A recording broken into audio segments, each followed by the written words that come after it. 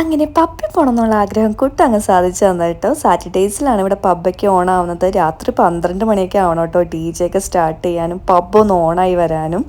ഇപ്പോൾ ഇവിടെ എല്ലാവരും കയ്യടിയും ബഹളമൊക്കെ കാണിക്കുന്നത് ഫുട്ബോൾ കണ്ടിട്ടാണ്.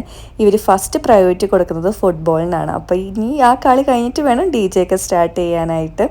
പിന്നെ ഇവിടെ ഒരു ടീം ബർത്ത്ഡേ സെലിബ്രേറ്റ് ചെയ്യുന്നതാണ് കേട്ടോ. നമുക്കിപ്പോൾ ബർത്ത്ഡേ സെലിബ്രേഷനൊക്കെ ഉണ്ടെങ്കിൽ ഇവിടെ പറഞ്ഞിട്ടുണ്ടെങ്കിൽ അവർ ഇതുപോലെ കേക്കും ലൈറ്റൊക്കെ കത്തിച്ച് നമ്മുടെ അടുത്ത് വന്ന് നിന്ന് ഭയങ്കര ഡാൻസും പാട്ടൊക്കെ ആയിരിക്കും കേട്ടോ. അതുപോലെ തന്നെ ഇവർ ഇടയ്ക്ക് ഇതുപോലെ തന്നെ വരും, ബോർഡൊക്കെ പിടിച്ച് നമ്മുടെ അടുത്തേക്ക് കൂടിയൊക്കെ പോകും.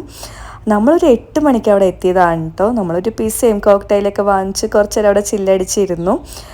ഡി ജെ ഒക്കെ തുടങ്ങാനായിട്ട് 12 മണിയാവും. അപ്പോൾ അത് കുറച്ച് നേരം കണ്ടിട്ട് പോകാമെന്ന് വിചാരിച്ച് ഇരുന്നതാണ്. ഇവിടെ വെളുപ്പിന് വരെയൊക്കെ പ്രോഗ്രാംസ് ഉണ്ടാവും കേട്ടോ.